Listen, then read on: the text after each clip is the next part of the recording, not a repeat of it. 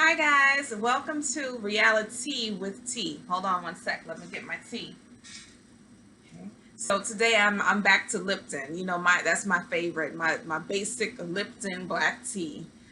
Please comment and tell me what kind of teas you like. You guys, nobody's been talking to me, so I want to hear what you guys think. What kind of teas are you drinking, and what you think of some of the commentary that I have. Hope all is well. Okay, let's get started. So this week on Married at First Sight, this is the episode where all of the friends they meet. Well, all of the couples they meet with their friends separately, and they talk about how it's going within their relationship. And then toward the second half of the episode is when everybody has their housewarmings, and they bring over all their friends, and then they kind of get to know their mates. So we'll see how it went. I'll start with Olivia and Brett.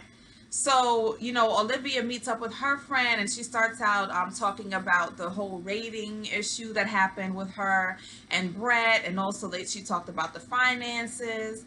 And, the friend, I agreed with the friend. The friend said, have you told him you felt this way? Like, maybe you should tell him, you should show him, let him know clearly, because she's saying he doesn't know, he doesn't think that I budget. He doesn't, but I pay my bills and this and that. She talks about some of the things they've been back and forth about. And the friend is like, you have to be direct with him. Tell him, tell him what are some of the things that you're willing to bend on, some of the things you're not willing to bend on. Like, he doesn't know. And that's a mistake that so many of us made. It's like, well, we kind of live in our heads and we're like, they should know this. And no, just talk about it. Tell them clearly what you think about the whole situation. So Brett meets with his friends and he talks about, meeting with Pastor Cal, and he's kind of like going in on Pastor Cal, and he's talking about, some red flags that he saw with Olivia, and he talks about concerns about the things that she prioritizes. And, the friend says, are you like living in the moment? It kind of feels like both of them are so much in their head. Like, have you even got time to enjoy each other? Have you guys made time to actually spend time with each other? It's literally the first 2 weeks and you're already arguing over finances. And that's the biggest thing. Those things can change. You can make compromises that, they're spending so much time focused on the priorities. And you guys are not about to buy a house together. This is only an 8-week project. So at least just get started by having fun and enjoying the good times with each other, because before they talked about the finances, they were having a good time with each other. I don't know if you guys remember the what is it, the obstacle course that they did. They enjoyed each other. So I just hope that they kind of step back for a minute from all this serious stuff and kind of just work on enjoying and getting to know each other. So of course he talks about she spends her money on this. I want to watch my net worth grow. But at one point they sat down together and they actually budgeted. And she was able to tell him how much she spends monthly on all of her bills, and then also how much she spends on her entertainment. And she came up with saying she spends about $500 a month for eating out. And honestly, I feel everybody's different. Let's say that she goes out to eat, she might go out twice a week to eat with friends, and that's important to her because she's single. You know what I mean? So you go out twice a month to eat. I mean, twice a week to eat. Let's say you spend 50 something dollars because you have, a meal for 30, 40, you have a couple drinks, whatever it is. Twice a week, you spend $120 on food and drinks. That doesn't seem bad to me. That adds up to around 500 a month. To me, that's not horrible. As a single woman, who is very sociable, likes to be around people, I can see why she spends so much time out and kind of doing things. And she's also probably trying to date. So, I don't see an issue with that. But he just, oh my goodness, and I don't want to know how much do you make, because you're just making a big deal out of everything. But either way, he's supposedly teaching you how to budget, and his whole thing is like, I'm not trying to, make you feel bad. I just kind of want you to see that there are certain places where you can like pull back here and you can actually use it for this, or you can pull back here and use it for that. So she might learn some new tips if she needs them from him. But I did like that they were able to sit down and kind of have a good moment and talk about it and kind of try to come to some sort of a resolution, and not just judgment about how the other one is spending their money. So they went to, and he also said, I just want you to think before spending, which is good. That's a good habit for anybody to make. So then they have their housewarming, right? And she's talking, they all kind of mingle together. And then they have a section where the women go take all the girls and the girlfriends into the room, and the men all stay together and they talk and chat about what's going on. And, she talks a lot about their differences. We're so different. I'm quiet, he's loud and boisterous. She likes to go on dates, but she says with him, she's mostly been staying home, and kind of playing with the cats. And then she says, I can kind of play with cats by myself. And that kind of sucks because it means like, whatever we're doing now, I can do it by myself. So I kind of don't need you in my life. And that's how she's seeing it. She feels that she's obligated to move in with him because he owns. I mean, that just makes the most sense, but I think that she feels comfortable in her home. And listen, this is 8 weeks. She's not giving her up her house. They're just moving into this, I guess she's thinking more long term. Right now they're moving into the mutual setting that the producers and the show set up for them. But afterwards, she would feel obligated to move into his home. I mean, that's something that, maybe his home is a clean slate. He owns it. You don't have to keep shelling out for, your rent, mortgage, whatever it is you're paying. You can go in there and make his house a home. But I don't think she's looking at it that way. She's very set in her ways. So it was like, this is mine. I want to keep it this way. And I can understand where she's coming from. I was single for a very long time. I understand it. I'm still set in my ways. But she kind of has to learn how to bend, being that she signed up for this show.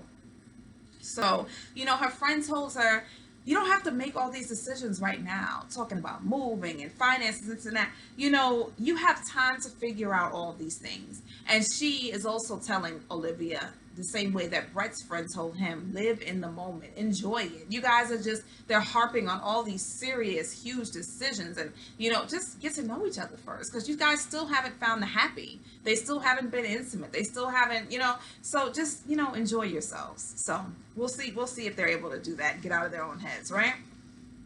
So then we have, I'm saving Christina and Henry for last because they're a trip. Let me go quickly through Bennett and Amelia. They're great. Everybody loves them together. I think they're a fan favorite.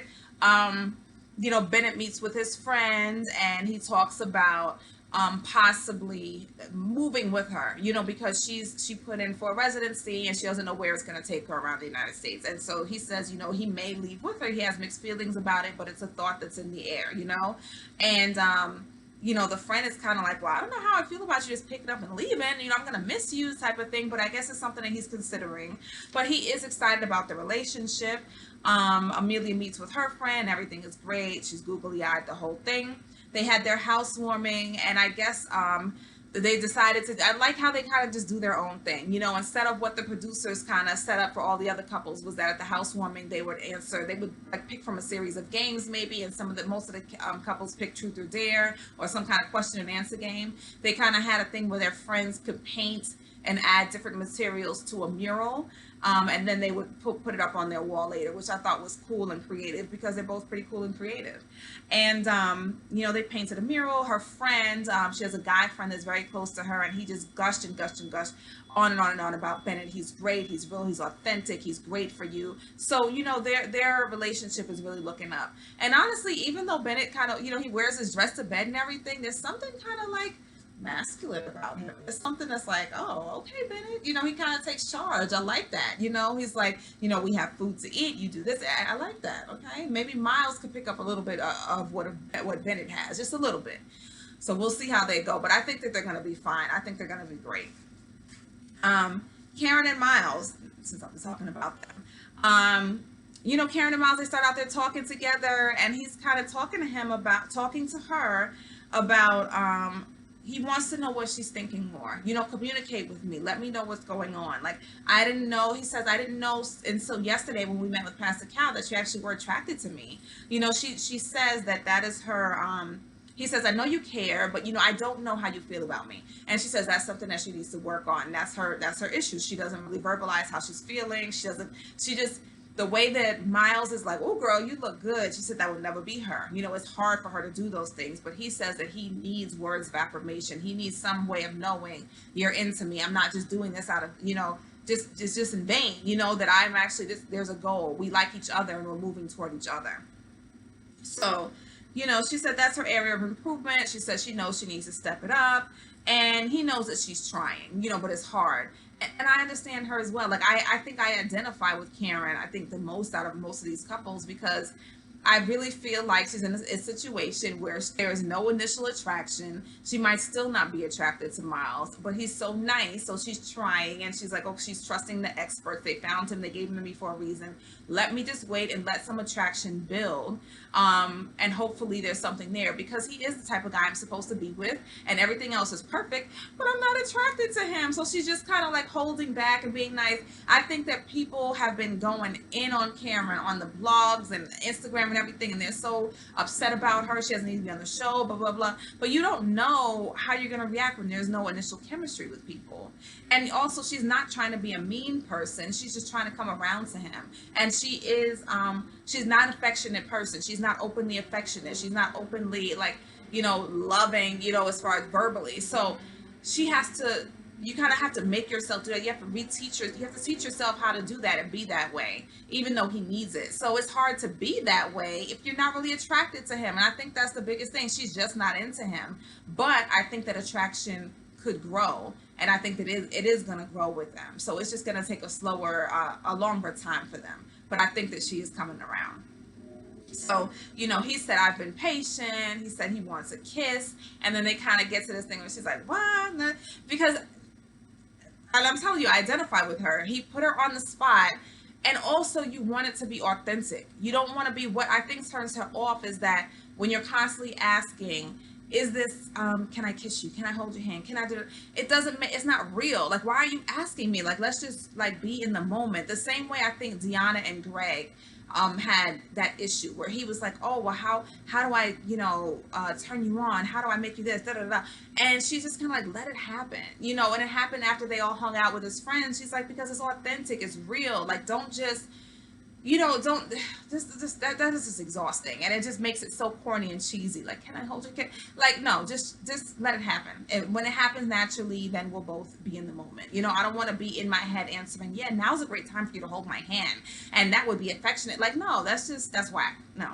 So I understand her, and I'm giving her time, and I think she will come around. So they had a housewarming as well. And, her friend in the beginning, as soon as she walked in, she was talking to Miles, and she says, she works in the medical field. Her job is very stressful. She needs you. How are you going to alleviate that stress for her? Because she kind of needs to sometimes just be able to come home and decompress, which I understand. And he says, I help keeping her car clean. I clean the house. I do all these different things. I might gas up the car, all these like sweet things. And the friend is like, oh, okay, I like you. That's a good idea, right? And, the friends did say it's hard to find out what she likes because she's a little bit closed off. You know what I mean? She's just not an open person the way that he is. And so she told him, she's going to need you to take the lead. She wants to be submissive. Like, she needs you to lead her. And so he says, okay. And, so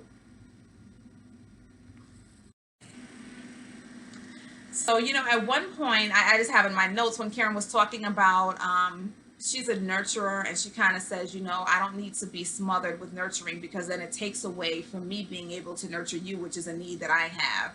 So she says, kind of back off a bit, give me space and allow me to come to you and nurture you and give you those things as well.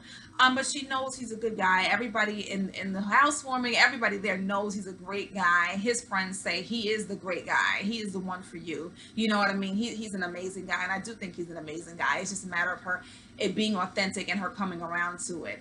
But Miles is smitten with her. He talks about how sometimes I guess he's stressed out at night, or he gets a little hungry. She'll cook like a full meal at midnight, and he's like, this is gonna work for me because she can cook, and she'll cook at any time. She enjoys it, he enjoys it. They play truth or dare. She's dared to sit on his lap for the rest of the time. She's dared to kiss him on the lips, and she's kind of hesitant at first, like, what? And then it just turns out being like a little peck. But they're trying to get some kind of intimacy started with them. So we'll see how it goes. I think she will come around, though. That's my prediction.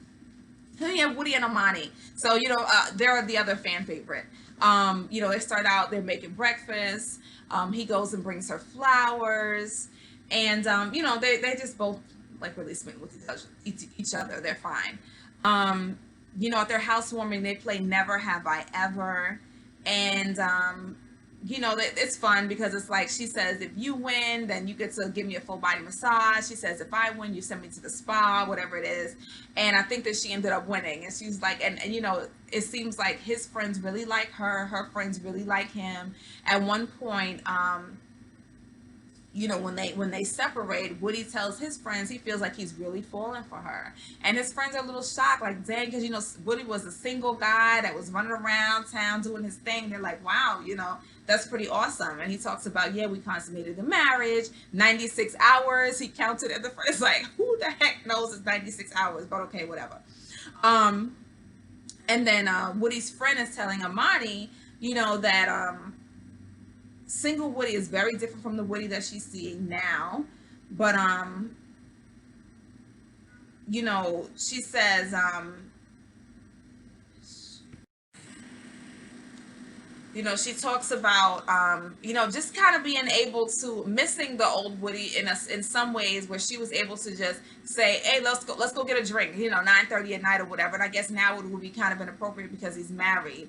And Amani tells her, like, listen, I'm pretty confident if he were to go get a drink with you, I'm fine that if he were to hang, he would be fine. You know, you can do that. You can still do that. And I understand where the friend came from, because I have a lot of male friends too that I was just very close to, platonic male friends. They were dating people, whatever. You know, it was never anything more than that. But when we were single, I was able to say, oh, listen, there's a you know, there's a concert in the park, let's go together. Oh, there's a party over here, let's go together. Oh, let's go grab a drink, let's go here. You know what I mean? And it's different now that they're in relationships and they're married and the whole thing. Like, you figure, like, it's not appropriate anymore. Like, what is appropriate? Like, how close can I be? And you gain their spouse as a friend too, but there was something that was so, like, cool, just to be able to, like, chill out with your boy and, like, you know, wild out and actually talk about girls and all that kind of stuff. So, you know, I understand where the friend is coming from, but Amani says she's cool with it, you know. So I really like Amani and Woody, both of them. I like them separately and I like them together.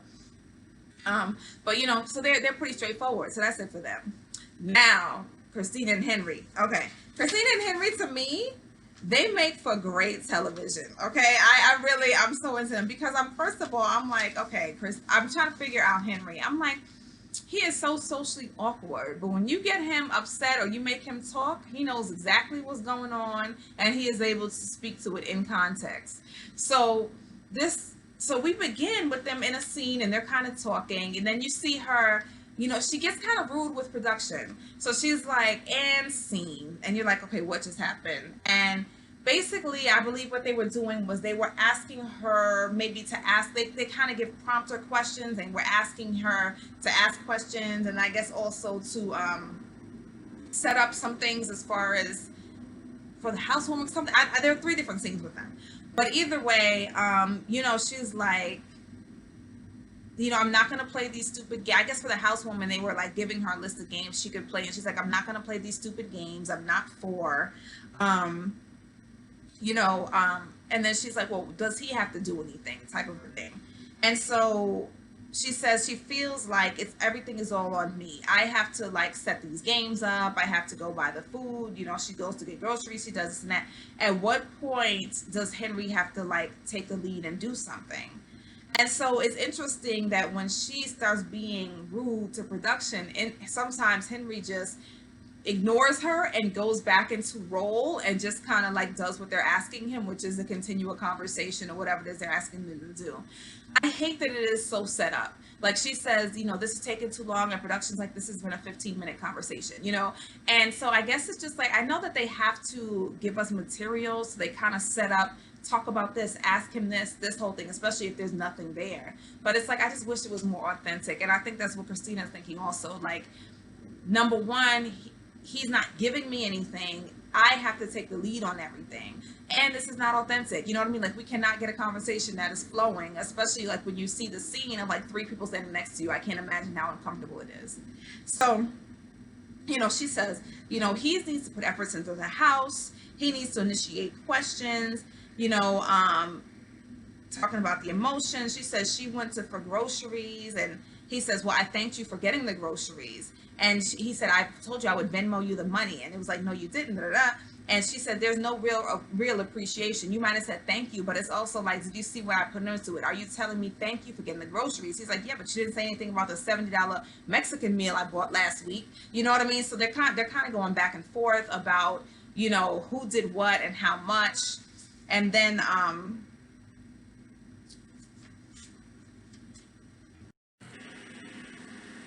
so Henry likes to say often, you know, you're so impatient. You're so impatient with production and blah, blah, blah. And I think that he's using that word, but the word he really means to say is rude, arrogant, and, you know, borderline just disrespectful. And so she says, well, there's nothing wrong with you. And he said, no, that's not true. I'm not saying that at all. And she said, so you've never been impatient with production? And he's like, well, I've been frustrated, but I understand the process. I understand that we signed up to have cameras there and their interviews going to be asked of us. And I'm just going along with it because that's what we signed up for. And so he said, but no, I've never been impatient, you know, rude. You know, I've never given production an attitude. And so, you know, she says something. I think she asked him about, like, why don't you have eye contact? And he said, I have eye contact issues. Ask Dr. Pepper. Which I thought was funny because it's like, go ask the doctor. She knows about it. But, like, come on now, you're a grown man. You should be able to talk about these things, right? And so he said, why, you know, he said, I wouldn't, you know, my friends, they asked me, why am I doing this? I would never do something like this. It was something I just signed up for. And she said, you know, what are you doing? And she said, you know, you can still get out of this. And he said, I'm not saying that I want to get out of it, but I've always said to you, things are as big as you make them. So in other words, you are making mountains out of molehills.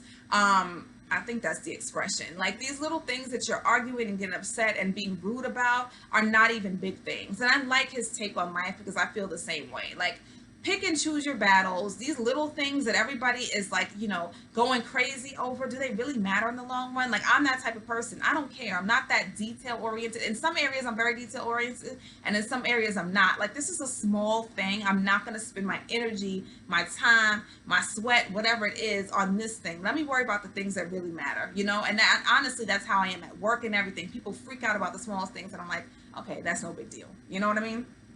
So now the second scene is when they are together, and they, you know, then they start getting, like, the wine ready for the party. And I believe right before the party is when Christina apologizes to him and says, you know, she was being ridiculous. It was stupid. And, you know, she says, you know, I realized we weren't really arguing about anything. And so they're fine. They're getting the wine ready for the party. And they start doing questions. And, you know, they start talking about, like, sex. And he says there has been no intimacy. It was something like, you know, would you rather intimacy and no sex, or sex and no intimacy? Those are the kind of questions that they're asking. And the way that Henry was answering a lot of the questions was kind of like, damn, like, it's awkward, it's weird. Like, do you really feel this way? It kind of just showed everybody that he really has no feelings for her. That's how I felt, because you could even see her face, like, damn, that's what you think? Or like, one of them was like, you would rather sleep with a celebrity that had bad sex than actually be with somebody that you like and have intimacy for. And I don't know, the sex is bad, but, like, and I don't know, it was like some stuff. And, like, you know, and, like, would you have sex with a year with somebody that you don't, you know? And it was like he would always pick the opposite one, where it's like, you know, if you really were into somebody, you would say, like, you know, sex, how good the sex doesn't matter. I would rather be intimate with you. But he would say the opposite. And so, you know, he did talk to, they split up again, and it was the guys with the girls. And at one point he said, you know, that they didn't have sex. He's taking it slow. And her friend, who was very, like, you know, he's a little pushy, but he's kind of funny and boisterous. He's like, dang, you're playing it so safe. I'm exhausted. Like, come on, dude. And here we are again. Everybody's kind of telling him, like, listen, just make the first move. She's ready. You know what I mean? I know for a fact she has told me she is ready. She's into you. Just do it. But I also think he's not into her. You know, he's another one. I think he's just not into her. So, you know, Christina's talking to the girlfriends, and she's like, you know, most of my relationships start out physical. I'm like, okay. It starts out physical, then it turns to something, I guess, more intimate. So it's like, okay. And, you know, his friends, the female friends, the one that was at the wedding that was like, I'm really not going to respect the marriage or whatever, she was like, it takes him a while. It takes him a while all the time. It took us a while to build friendships with him. He's a very slow mover. But the friend says, go for it. And she did say, he can be very empathetic. I lost my sister. He was there for me. He gave me the support that I needed at that time. So that was good for Christina to hear, because at this point, I think she feels like he's just like has no emotions and is not involved in anything. So that was nice for her to hear. So, the last thing we see with them is that they are cooking. They're about to cook, or she's trying to cook something for them to eat for dinner. And, I noticed that when she gets upset and starts freaking out, because she ended up freaking out about not having all the ingredients for the food. There was no dinner. She didn't know how to turn on the gas stove, blah, blah, blah, blah, blah. He kind of dissociates from the project, like from the process. He's just kind of like, let me just block her out and just get back to what they're asking me to do and just like keep it cool. So, she starts freaking out. Then I guess she's supposed to ask them, do you have any childhood memories you want to share with me? And so he says, my brother and I, we argue a lot and I don't know why. And she's like, that's the story you want to give me? And that's also how Keith felt about the other girl in the other season. Like, I'm asking you something kind of more deep and beneath the surface, and you're giving me such surface level elementary ass answers. And so that's what's getting her frustrated. This, like Pastor Cal says, dig deeper. You're not giving me anything deeper. And so then she says, I think she says, what do you want to know about me, Henry? And he says, like, well, what kind of food did your mother make for you when you were younger? And she's like, I don't know, I'll pass. So on one hand, I saw people saying, how's she going to try to force him to give a deeper answer than she passes? But in the other sense, this is not a deep question either. Like, this is annoying me, and I understand what she's talking about, right? And so she says, then she just cuts again. She cuts roll, and she's like, listen, is there a list of questions you want me to ask? Because this feels ingenuine. Pretty much this conversation isn't flowing. I can't carry a conversation with this man. So, why is it I'm always the bad guy and the initiator? He gives me nothing. I'm trying to have a conversation and he's not giving me anything. So I understand her frustration. And so, she says at one point, listen, I have to pee. She walks away. He keeps on eating as if nothing's happening. He done dissociated. He took himself out of the process, right? And so she comes back. She says, listen, Henry, you have to help me. These are surface level questions. And she's like, at this point, I think Henry has had enough. And he says, I need to walk away right now. I need some time. And then he just leaves. So, good Lord, they're exhausting. They are exhausting. So, let me see. Those are all of my notes that I have on those two. I just feel like they were a pretty bad match. It is pretty good to see them, kind of bickering and stuff. Is it a drama? But they're just a bad match. Like, I'm also trying to figure out, I'm like, what is it that Christina wants from him? Because to me, it's like he doesn't give her much, but she's still wanting him to, like, she's pushing him, like, make a move, bust a motherfucking move. You know what I mean? Like, it's like, come on. Like, there's nothing, if you say there's nothing there, what are you so into? But I don't get it. Maybe he's attractive, but there's no emotional connection, so I don't get it. Okay, also, all of the men on the show met up and all the women on the show met up. So quickly, Brett discussed the budget. He talked about, like, staying at 5-star restaurants. And Woody says, listen, like, I hope he understands, like, his wife is never, she's used to staying at 5-star restaurants. She's never going to start, at 5-star hotels and stuff. She's never going to want to settle for a 2-star hotel. She'll never lower those standards. So he just needs to come to the grips with the fact that his wife makes more money than him and get over it. He understands exactly what's going on in that relationship, right? So, Henry tells the guys that he called his wife high maintenance, and they were all kind of like, you said that? And Henry was like, yeah, maybe I need to expand my vocabulary, but I did say that at some point. We didn't see him say that, but he did call her high maintenance, and they're like, oh, that's not a good thing. But he did say that they're very different from each other. And so Miles explains how, he got he needs a little bit more affection, but he, I guess he's kind of say she's trying to open up. And, Woody, at one point, he told Henry, like, listen, you just need to, like, knock her socks off. I can tell she's into you. Just make that move. Just jump her bones. Just do what you got to do. But, again, I think that Henry's not into her. And he's so shy and withdrawn and closed in, he's never going to make that first move. That's what I believe. So, we'll see. The women meet up. And, Olivia talks about her budget. And, Christina's kind of, like, laughing. And I'm like, I don't understand how you laugh at, like, she's so involved with that with her relationship. Because remember, before, Christina was trying to tell Olivia, watch your back and blah, blah, blah. And now she's laughing. But wait a minute, your relationship is the worst one probably that we've ever seen on the history of Married at First Sight. So worry about your own relationship. I'm back to her, right? Christina, she talks about like how they had an argument. She feels like he isn't talking. He's not doing anything. There's no initiation, there's no affection. She needs him to express his needs. He's not giving her anything. It's just like he's taking it seriously.